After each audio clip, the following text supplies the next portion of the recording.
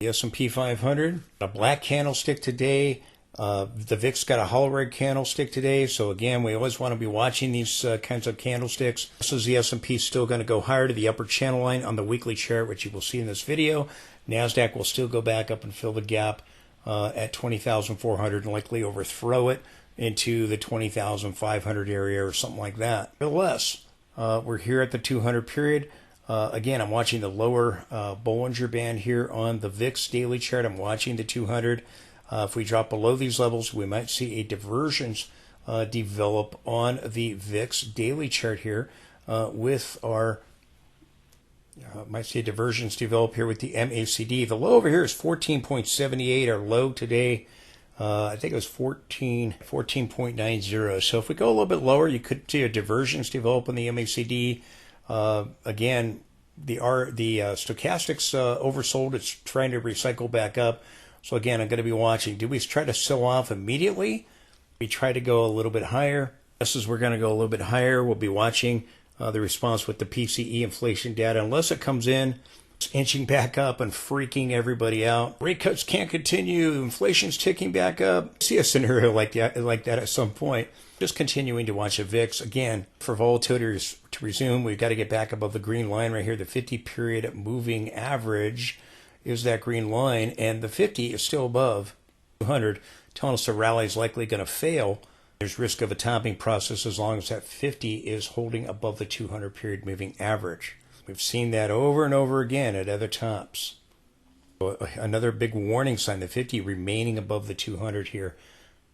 Please support the channel with the link directly below that allows me to be able to provide you this information. If you like the chart, you like the indicators, let me know that by supporting the channel. Take a moment to do that. I would really, really appreciate it. It'd be very encouraging to hear from you. I do need you to partner with me in order to make it work. So if you could take the time to do that, I would really, really appreciate it. If you follow the link, it'll take you to a secured site.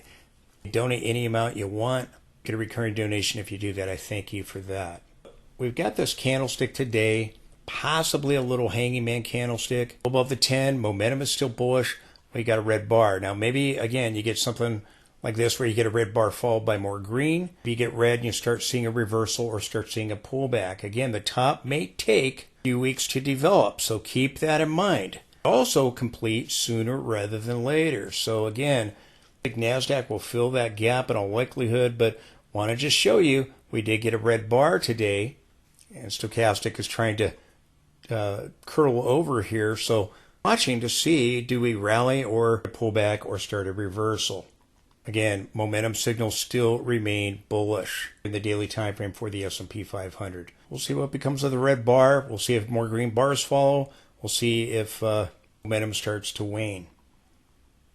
Continue to point out the divergence is developing in the weekly time frame. I still think the S&P goes up to that upper channel line a little bit higher, but again, it's forming this divergence that gave us this 10% sell-off, nearly 10%, and now this one here, again, that I think will give us a reversal. Again, you've got divergences galore in the weekly time frame everywhere, and also in the monthly time frame. P weekly here. This week we have NASDAQ trying to continue to rally, but we're getting a red bar. We'll see what happens here with that. Again, I think NASDAQ will end up filling the gap with a lower high. Does this red bar do anything, or does it before the week ends? If we rally further, we'll see what happens. NASDAQ will end up confirming a lower high here in the weekly time frame. No red bar on the daily chart for the NASDAQ 100. We did get it with the S&P, not with the NASDAQ. Again, I still think the momentum will continue.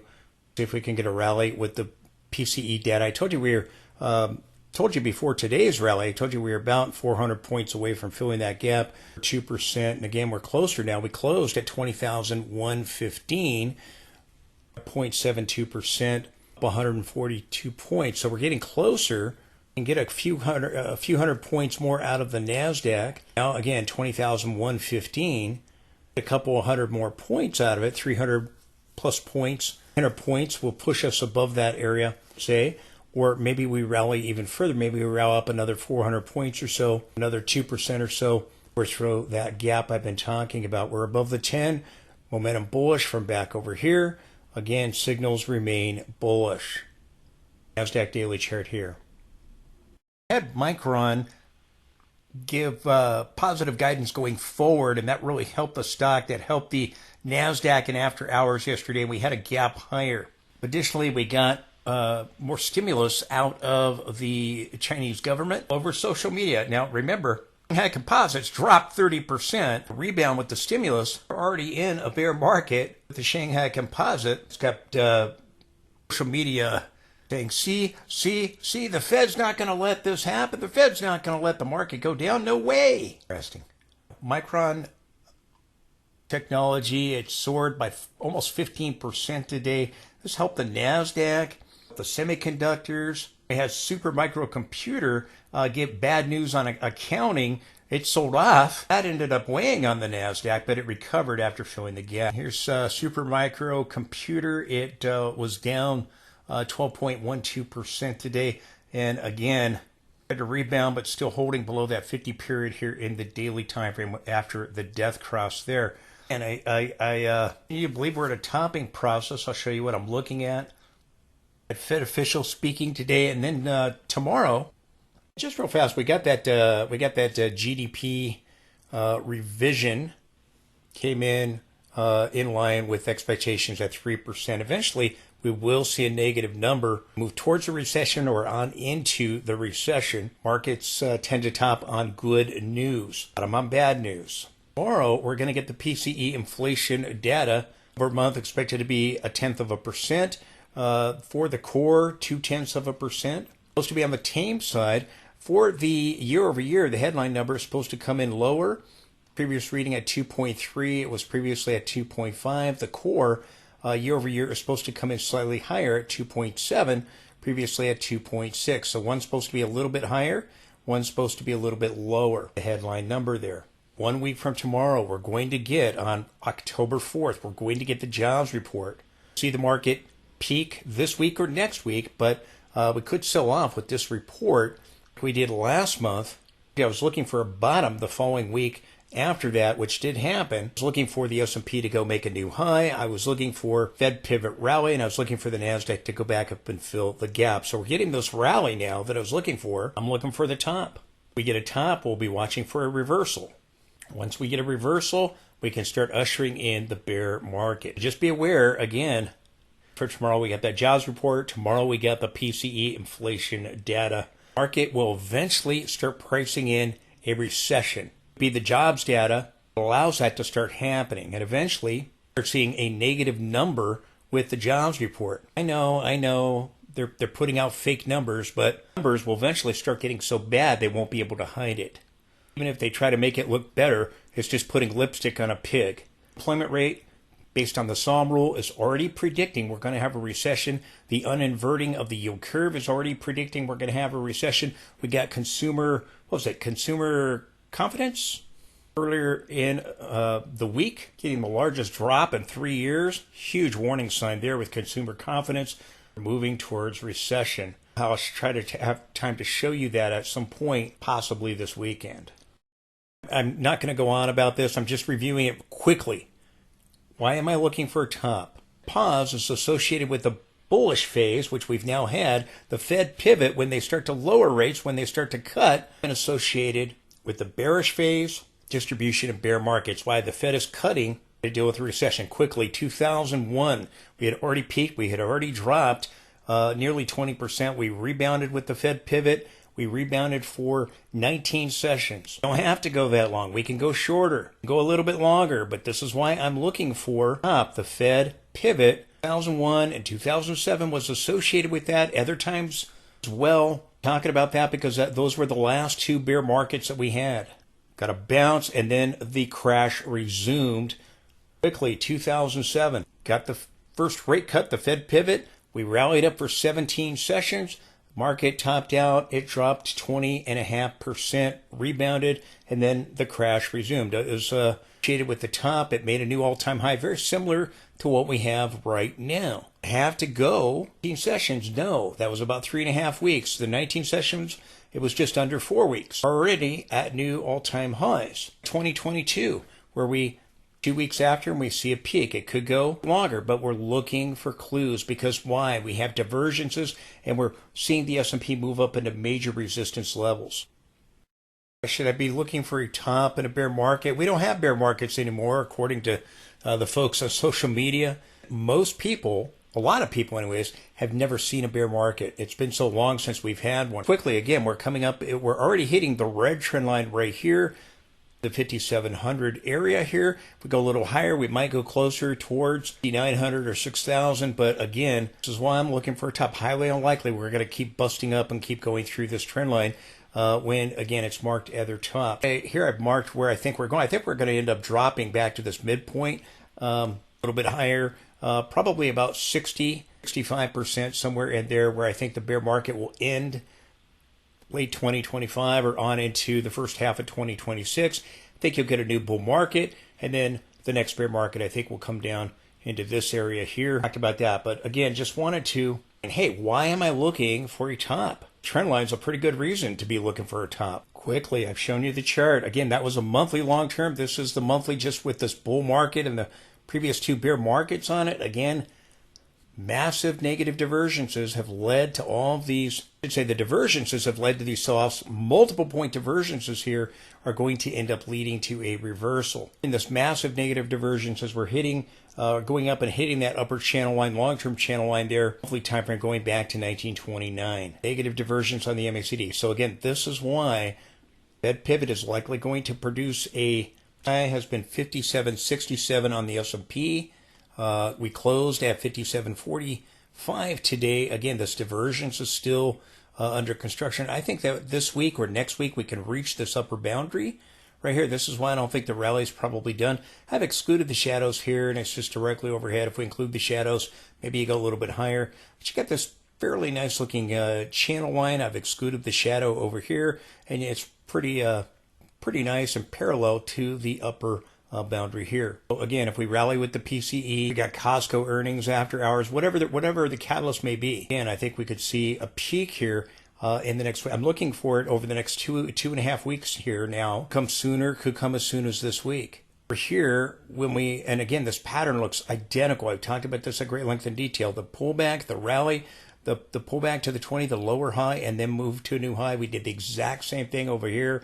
You know, the pullback, the rally, the pullback, the lower high, and then we busted up to new highs. Here we went higher for 2 weeks. Did the same thing in 2007. Fed pivot, 2007, I showed you the chart earlier, didn't move to a new high immediately. Again, we rallied for 3.5 weeks, and then those final 2 weeks we formed a top to a new high for 2 weeks. We did the same thing here in 2022. Here, the second week, we moved to a new high, but then we reversed before the week ends. I think we can go up and still hit this trend line, either reverse next week or going forward after that, again, into early or mid-October. Looking for an October sell-off, as I've said. I'm looking for a topping process to complete. And this is why, and again, term trend lines, the Fed is now. Why? Because recession is coming. Recession indicators are warning recession is coming. Oh, no. Fed won't allow that. They're just going to drop the rates to nothing and bring back QE, infinity, and beyond. They can't. If they do that, inflation will come roaring back. They can't do that. We're going to have a recession, and the Fed, I'm not saying the Fed won't do that later. Certainly can't do that now. Recession to deal with the inflation problem. Look at those beautiful diversions, not only here on the RSI, but look at down here on the MACD. It's turned back up, very similar to what we had over here. Again, I think you got a good shot that we get the peak this week or next week. I think we're going to start selling off, and all these people that are telling us, oh, no, that's not possible, then they're going to be telling us, oh, attractive buying opportunity. That's what they're going to do. That's what they always do on these financial channels. Again, NASDAQ has not filled the gap on a closing basis. It did on an intraday basis today, but I still think we could hit this level right here. So I'm watching that closely, or again, including the shadow. I've slightly excluded the shadow. Looking for similar diversions here on the daily chart, very similar to what we had over here. Again, it looks very, very similar. A lower high and then pushing to a higher high, a lower high, pushing to a higher high. Very similar on the S&P daily chart. By the way, I think the Russell is going to diverge as it's done in the past with the S&P. P made a new high back over here in 2022. The Russell had already peaked in 2021. They diverged. Right now, the Russell's making another lower high, so you even now have this larger divergence with the 2021 peak with the Russell And again, wouldn't be surprised to see them diverge, have this divergence play out here on the MACD, here on the Russell. But so far it's getting a lower high, S&P's moving to a higher high. That's what usually happens at market tops. Russell weekly chart here. Just quickly, it's not just the RSI and the MACD diverging with the S&P in the weekly time frame. You got it with momentum. It's on a lot of indicators. And again, mark the top over here, mark the bottom over here. Now you got this triple divergence that's developing here. Same thing here, a multiple point divergence here. It was a bullish divergence down here. It was a bearish divergence up here at the January 2022 top. I think we still go higher. I still think the NASDAQ is going to fill that gap on a closing basis. I think we'll complete these divergences in the weekly time frame on the S&P and the Dow. And signals remain bullish. I told you we had that sell-off with the jobs report there. I told you I was looking for a bottom. Got the bullish inside day, and we've had this rally. I told you I was looking for new highs. We now have it. I was looking for a Fed pivot rally. We've had it. I'm looking for a topping process. Again, rally could keep going. A few more weeks. It could end sooner rather than later. Today we got a black candlestick. Possible hanging man. We're going to get the PCE data. We'll see if we try to rally with that or not. Continue to fill this gap right here as we would do over and over. That's what I was looking for to happen. And then for NASDAQ to come up and fill the gap at 20,400. But it done it on a closing basis, just on an intraday basis today. The intraday low, I'll show you what I'm talking about. P was up 0.4%, up 23 points.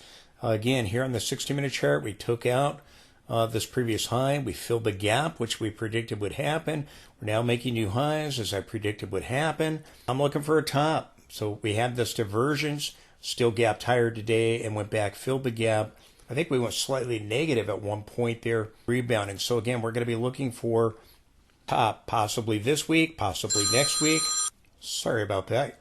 Got to put my phone on silence. You can see the divergences that are developing. So again, is this done? I think we're probably going to go up to that upper channel line I showed you. So I still think there's some more upside. I think a top's going to form. Start seeing signals start to turn bearish, then maybe that's all she wrote. But so far, signals are still bullish. You can see what happened. Let me just show you the NASDAQ real fast. We gapped higher today. Big rally, and then we went back. We filled these gaps. We filled the gap here. It went slightly negative at one point, and then clawing our way back up. That's what it's happened. You always want to watch a gap. Is it a gap and fill? Is it a gap and go? Is it a gap and trap? Here, so far, it's a gap and fill. It's a gap and trap. Don't make new highs anymore. Gap and go would have been we just gapped and kept going. This is the NASDAQ 15-minute chart. S&P 15-minute chart, same thing. We gapped higher. We came back. We filled the gap. Went slightly negative at one point. Got a bottoming tail and then rebounded. So I'll be watching to see if we move above this high tomorrow with the PCE inflation data or on into early next week. I'm looking for a top. I do think we'll have volatility in October. We'll begin to see signs that recession's coming with the economic data, maybe the jobs report or other thing. I continue to also talk about tensions in the Middle East are heating up. Israel's about to do a ground invasion into Lebanon. There's concerns about a regional war. Something that could rattle a market. Sometimes these things do, sometimes they don't. You just never know. Certainly something to pay attention to because of concerns about a regional war. If it does anything, whether it's a catalyst or not, remains to be seen. Just telling you, something you should be paying attention to. Ground invasion could come at any day. Be something that rattles the markets. We'll see. But a gap and fill, at least so far. We'll see if the rally can continue with momentum. 15-minute chart here on the S&P. We'll see if the momentum can continue. PCE data. We get a rally and say we get tensions in the Middle East over the weekend or on into next week. That could be a catalyst. Just never know. So again, I continue to point that out. Do you think that we're going to, and also the political season, again, we're moving into an election, and oftentimes just before the election, the weeks going into the election, you get a sell-off in the market, rounding uncertainty. Sometimes you get a post-election bounce. Very, very often you do. But again, do keep that in mind. We're going into the election season now, into the first week in November there. Could have volatility in the market. That could be a catalyst as well. The market does not like uncertainty. Could have that. surrounding this election. So do keep that in mind. I talked about the gap fill. Just quickly back to the S&P chart, 60-minute chart here again. Going to be watching, do we recycle back up here and get another reference point of a divergence? You know, we've had a couple of divergences. This one just gave us a pullback here. The day after the Fed, when we had the breakout, we got a pullback. And this one has given us now the gap higher and filling the gap, but we're bouncing off the momentum cloud, the momentum line there. So again, I'll be watching to see, does this continue? Again, looking for a top. It can happen at any time. Could keep going. Signals are still bullish. Keep going another couple weeks on history, but you got a good shot that we could see a peak either this week or next week. We're also seeing with the black candlestick, we're reaching extremes. Now, again, we can remain at extremes for an extended period of time or go sideways or even form a divergence.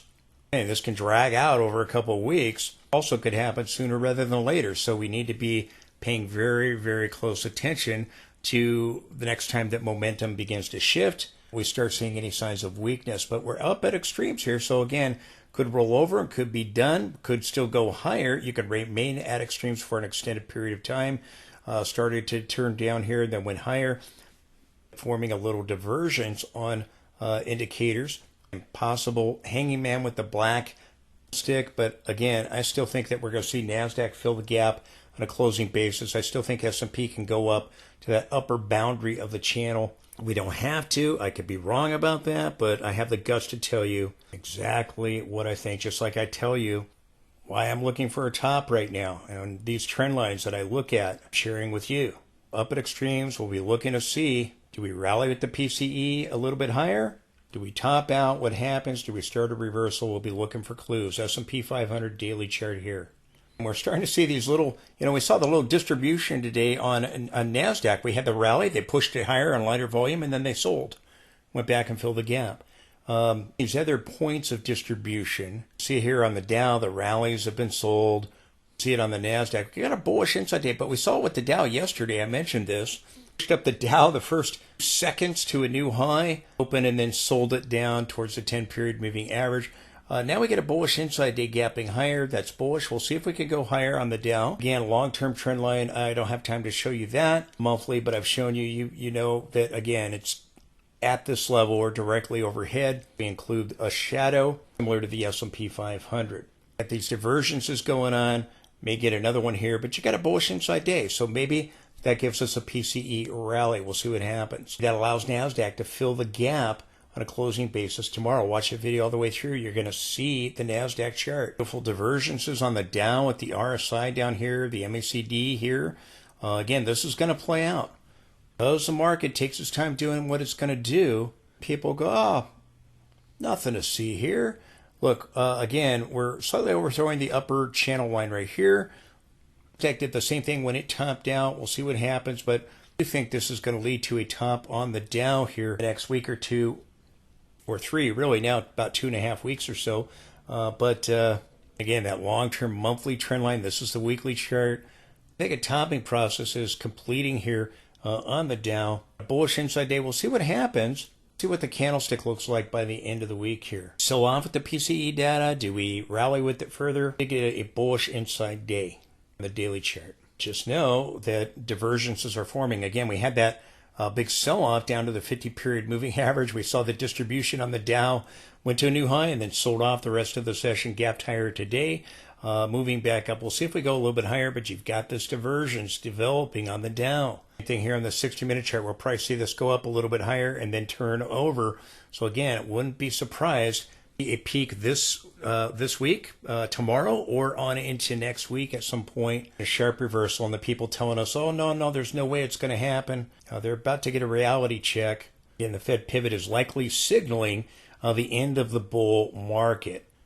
Divergences, nice looking divergences here on the Dow, by the way. Again, I talked about the gap fill today. We had the gap higher, came back, filled the gap. And this is a 15-minute chart at NASDAQ, and then we're rebounding. So we'll be watching. Can we move above this high? Now, let me show you some important things. First of all, like the S&P 500, we're up at extremes here with momentum. We have the possibility that a divergence can still fill. Now, take a look at this. Again, I've talked about a rally for NASDAQ. Over here, I told you We were selling off. The jobs were, I told you I was looking for a bottom the following week. We got the bullish inside day. Told you, again, I'm looking for this gap to be filled. I'm looking for the S&P to make new highs. I was looking for a rally. I'm not looking for a crash. I'm looking for a rally to complete a top because we're in a topping process. I told you over here, again, we needed to push above this trend line right here. This was the Fed day right here. We got rejection at it. I told you we might pull back and then go higher, or we might just still pop up. We ended up popping higher, getting above the trend line. I told you we can see something like this. We go parabolic, which is what's happening, or like this, or this, these parabolic moves that have happened, and that's what I think is happening on NASDAQ. Now, we've come back up towards the gap fill right here at 20,398.63. Okay, we hit the low today, hit it, of this low right here, of that candlestick on the, I believe it's the 16th. Gap lower, I believe, on the 17th. When the S&P peaked and it diverged with NASDAQ. What I think is going on now, I think S&P is moving to new highs, NASDAQ's not. I think NASDAQ will peak right in here. Now, again, guts to tell you what I think. I tell you, I think we're going to fill this. We're probably going to overthrow it, and we're going to go down. I could be wrong. Sometimes come up to this level, the lower end of the candlestick, and fill the gap on an intraday low that way. We didn't even do it on an intraday basis as far as the close, you know, going up there and filling it and then not closing there. But we're just at the intraday low. I don't think that's going to happen. But again, I want to present to you other ideas, other possibilities. Now, I don't think it's going to happen, but I want to not tell you that that's a possibility. I want to keep all of our options open. Looking for a top. It could happen over several weeks. Right now, it's happening rather quickly. I told you it could wrap up here by the end of September or on into early October or mid-October. Drags out a little bit, but I am looking for a top. And again, my guess is maybe tomorrow with the PCE data or on into early next week, maybe with the PCE data tomorrow, we come up here, we fill this gap, and we see a top. So it could happen this week. It could happen next week. And we start to roll over here and start to see a reversal. Now, we did get a black candlestick today. Conductor's got a hanging man candlestick above the upper Bollinger Band. Here, we're above the upper band. We could get a couple of closes above the upper band. We didn't actually close above it. We tagged it, and then we closed lower. The black candlestick shows we closed down here, not up at the upper band. So I still think we can close above this upper band. Still think we'll close on a closing basis above 20,400. Probably overthrow it a little bit, but not exceed this level. I do believe, as I've said, the market peaked back over here. I'm wrong. Again, let me give you another thing. Again, if I'm wrong on that, another scenario. The guts to tell you what I think. Most people don't have the guts to tell you what they think. If we overthrow this level, we can overthrow the upper channel line on the weekly time frame a little bit, as we did previously, or right into it and go just a little bit higher. Guess is that we're going to get a lower high. Oftentimes at tops or bottoms, NASDAQ and S&P diverge from one another. Saw that back at the July peak. NASDAQ peaked right here. It came and got a lower high. S&P on the 16th got a higher high, and they diverged from one another. We see that all the time. This is doing what we thought it would do. And again, I think we're going to see a top here. My guess is we're going to reach this level, and I think we could do that maybe tomorrow on into next week. You got a good shot of a top this week, next week, possibly the week after that, but historically, it's gone on for about 3.5 to 4 weeks or so. You get a close or two chart of the S&P above that previous peak on the S&P now, the second week right now, and then I think you see a top. So I think we're going to get it here, and then I think we're going to see these momentum oscillators begin to roll over. Wrong, we get a divergence, but again, you're seeing the divergences that I'm showing you in the monthly, in the weekly, in the daily time frame. The things that are showing up, looks like it's all coming together. You know, Hannibal Smith, I love it when a plan comes together. If you have no idea what I'm talking about, that's the A-Team. Ask your parents if you are still confused on what I'm talking about. This is doing exactly what we thought. Again, I think we have one here. If I'm right, we don't make a new high. I think we have an A, a B, and a C. I think that another reason why I think we're going higher is Nvidia is not moving to a new high, but it's got the same ABC structure. NASDAQ's moving higher above this peak. Nvidia is not there yet, and Nvidia is testing it. The gap, Nvidia goes a little higher and helps NASDAQ. Again, we got the hanging man above the Bollinger Band here today. We didn't close above the upper Bollinger Band on NASDAQ. We're above the 50. This is a semiconductor ETF. We have the gap fill way up here. We don't have to fill the gap, and I want to make that clear. We don't have to fill the gap for 254. We still may. I believe that we topped back over here, as I've talked about. I talked about these two peaks, bearish engulfing candlesticks and forming the double top for the semiconductors right there on the 11th, the day after NASDAQ peaked. We got the high on the semiconductor ETF, and it got confirmation. Again, I'm looking for clues. NASDAQ's going to fill the gap. I'm not so sure about the semiconductors, but just wanted to bring that to your attention. Hanging man candlestick. That one here didn't mean anything. It kept going. Candlesticks have to be confirmed. You know, the cousin of it, the bullish hammer, it did get confirmed here. It did mark a bottom over here. So again, candlesticks don't mean anything unless they get confirmation. So do keep that in mind. Just something I'm paying attention to. Look at Nvidia. Again, there's still room to go higher here with the semiconductors, by the way. There's momentum. So NASDAQ may overthrow that 20,400 area and extend the rally. So again, like I said, it may go a bit longer, but it could see the top sooner rather than later. Nvidia had a much bigger rally. We were up $3 than where we are now. Gave it back. Black candlestick here. Came back and filled the gap from right here. But again, it's not moving above this high over here, so it still may. Could help the NASDAQ. So do keep that in mind, assuming that we peaked. And by the way, since June, this is where we've been seeing the CEO continue to sell. He stopped selling right now, at least for now. We're in the beginning of the bull market. Well, why is he selling? Why is Jeff Bezos selling aggressively? Amazon stock.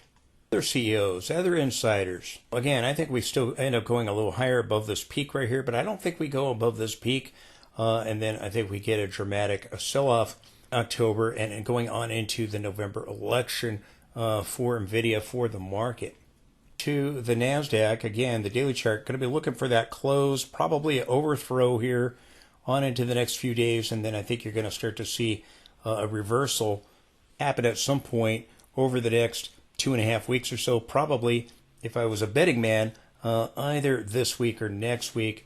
Once we fill that, I think the S&P will be slamming up into that upper channel line, and it will diverge with NASDAQ. I think S&P will form a top.